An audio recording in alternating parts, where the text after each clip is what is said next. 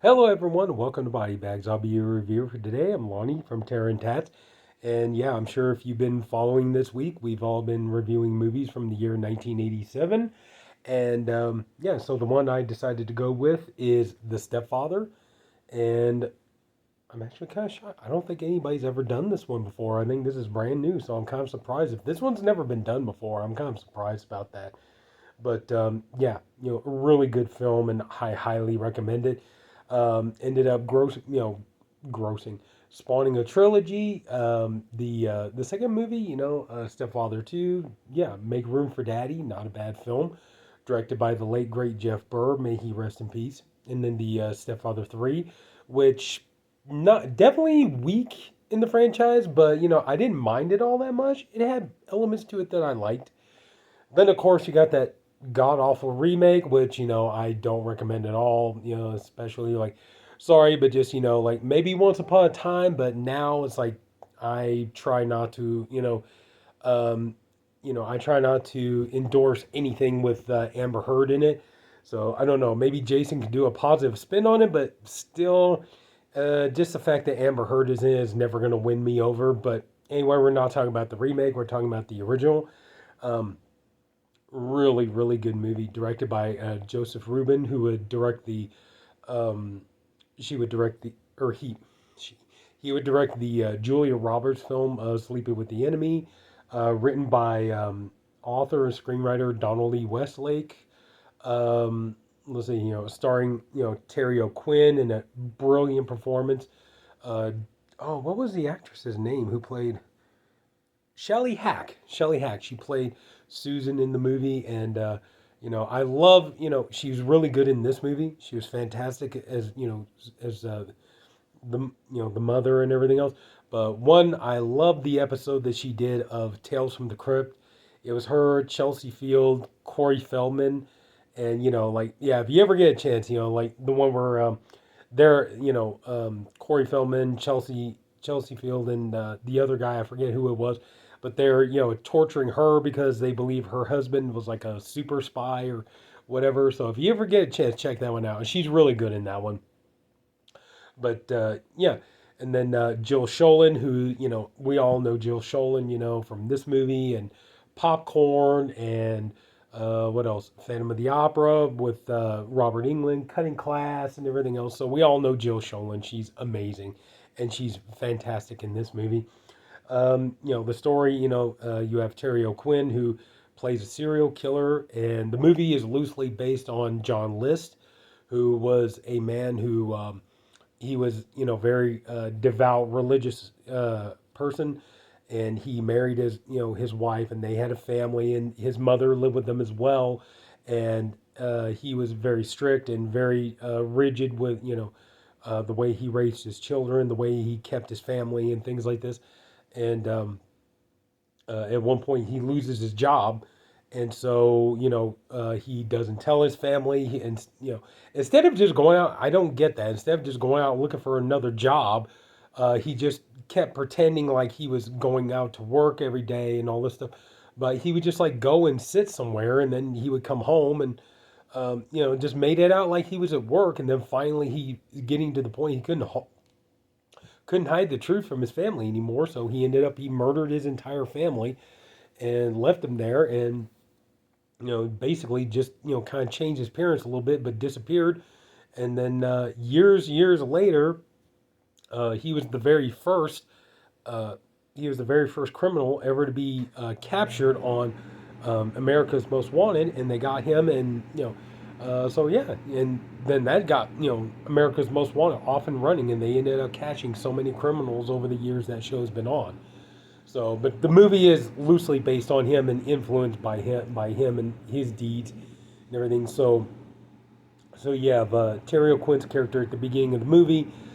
We find out that he's at the sink, he's covered in blood and stuff like that. And I will say, the movie is not particularly gory, but there is a little bit of blood, but a little blood, tiny bit of gore. But to be truthfully honest with you, it's if you're hoping for an all-out gore fest, this movie is definitely not what you're going to want.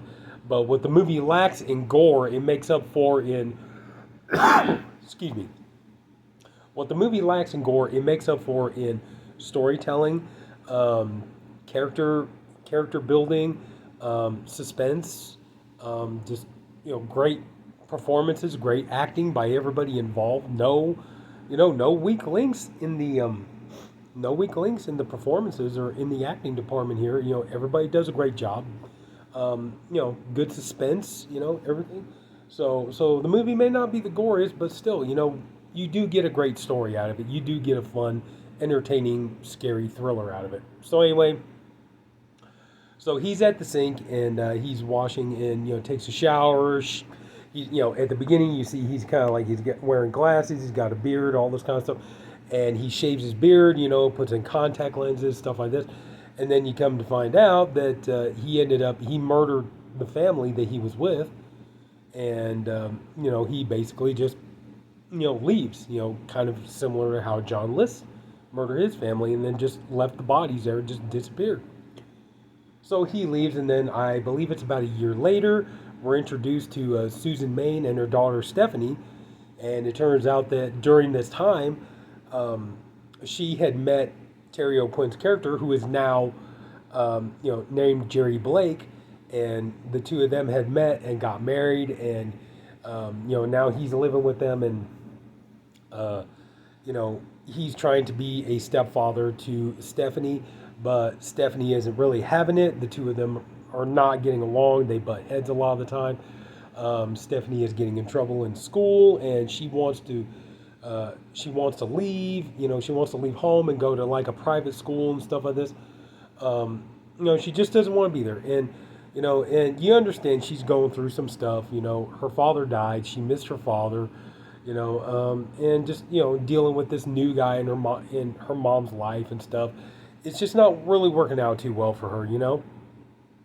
So and she's going to see a therapist and stuff, and they're talking, and it turns out she just does not like Jerry, and you realize though it's like a lot of it is just her intuition, which as the movie progresses it pays off.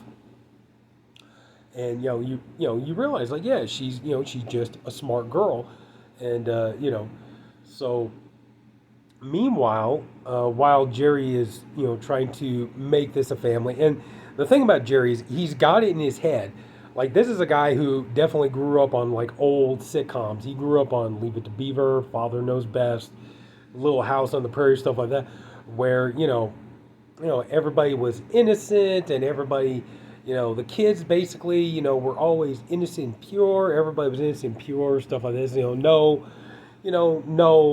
bad stuff going on or anything like that. So,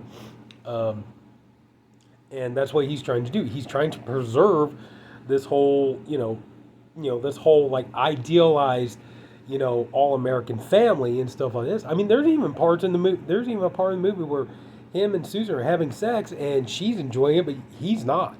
Because to him, like I say, he's got this whole puritanical idea of, family and marriage and all this kind of stuff. So, but, so in the meanwhile, turns out that the brother of, what was it, Jim, I believe the character's name was? The brother of the woman who he had married and murdered is looking for him, and, he's doing everything he can. Like he's trying to get, reporters to, print stories. He's trying to get, police to open up the case files again, stuff like this. So you got him, like he's trying his best to try to locate Jerry and, try to, stop him before he hurts anybody else. But then at the same time, you have, Stephanie being the smart, resourceful girl that she is. She starts suspecting, she sees Jerry like freaking out in the cellar, and, this, causes her to start trying to look into him, try to look into his background, stuff like this, and, she starts thinking that there's definitely something wrong with him, and as the story progresses, yes, he like there does kind of come a moment where, he and Stephanie do try to, just try to put their differences aside and try to get along, but, it's like, everything is just reaching a boiling point, and so, you got the, Ogilvy, that was a character, Jim Ogilvy, So Jim Ogilvy, he's like he's trying to find Jerry and stop him before he can do any more harm and kill anyone else. And but at the same time though too is like the pressure cooker is going, and the lid's about ready to blow off and everything. And it's like, yeah, you can see Jerry is starting to get into his pattern of you know um, quitting his job and then going and trying to start setting up a life somewhere else. And you even see he's already eyeing another single mother with kids, so he can get ready to do this again. And so and I think I'll just go ahead and leave it at that. But can he be stopped in time? But overall, like I said, this movie, it's not the goriest, bloodiest movie out there, but like I said, what this movie lacks in blood and gore, it definitely makes up for in fantastic performances. Terry O'Quinn is amazing. Excuse me. He is amazing. He's definitely got a presence to him. He's definitely, he definitely comes off as threatening, and he comes off as somebody you do not want to mess with. This guy, um, you know, he made for a great horror icon. Let's see, yeah, Jill Schoelen does a great job as the female who you sympathize with, you care about, her and Susan. You want to see the both of them succeed. And like I said, there's no weak acting in this movie.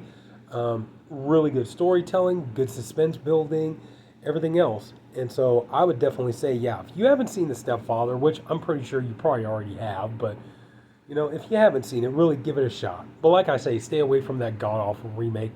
But now that I said that, it's like, hey Jason, if you're watching this, if you haven't done that one yet, there you go. There's another one you can try to do positive spin on. But but I'm sorry, like I said, you're not, with Amber Heard being in it, you're never going to be able to sell me on that one. But anyway, so The Stepfather, yes, give it a shot. This is a genuinely really good movie, and you won't regret it.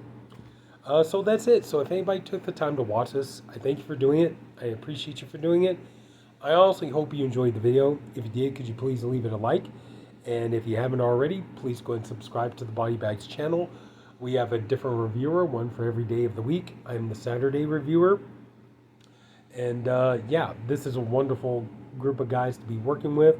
And, more fun theme weeks are on the way, year weeks, label weeks, all that other kind of stuff. Always trying to find ways to keep it fun and fresh. So that's it, everybody. Take care. Have a good night, and I'll see you all later. Bye.